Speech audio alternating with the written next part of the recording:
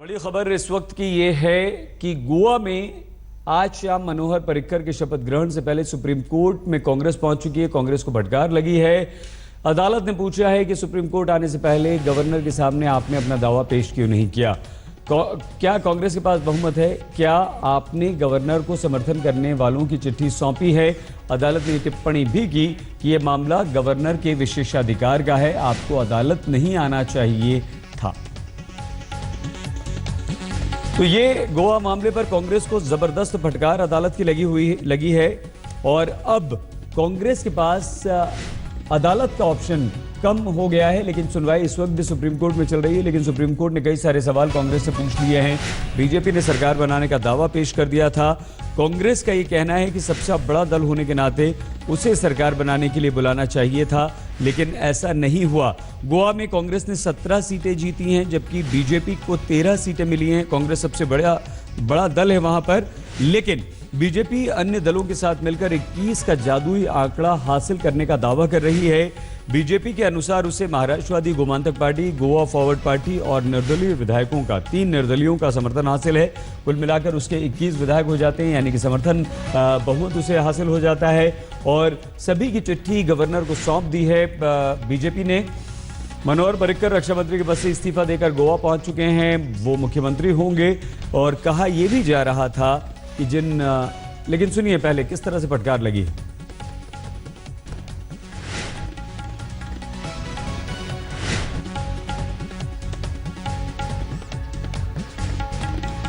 लेकिन हम आपको कांग्रेस और बीजेपी की क्या प्रतिक्रिया है वो सुनाने से पहले हमारे संवाददाता अहमद अजीम के पास ले चलते हैं, क्योंकि अजीम सुप्रीम कोर्ट की कार्रवाई पर नजर बनाए हुए हैं और उन्होंने ही यह खबर हमें दी थी। अजीम, कुछ और हुआ है? क्योंकि फटकार लगाने के बाद आपने कहा था कि सुनवाई अभी भी चल रही है, कोई और जानकारी मिल पाई है आपको? जी हाँ, बिल्कुल सही। कोर्ट ने जो है ये कहा है कि इसमें जो 15 दिन का टाइम दिया जा रहा है बीजेपी को ये बहुमत साबित करने के लिए, उसके बजाय जल्द से जल्द जो है उन्हें बहुमत साबित करने के लिए समय दिया जाना चाहिए। इतना समय की शायद आवश्यकता नहीं है।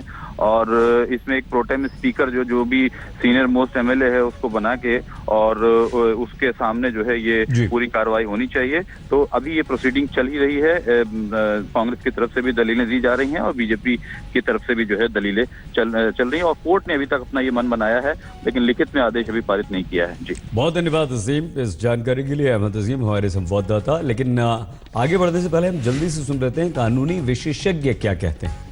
ये पूरा मामला आखिर तूल क्यों पकड़ रहा है, आइए हम आपको बताते हैं।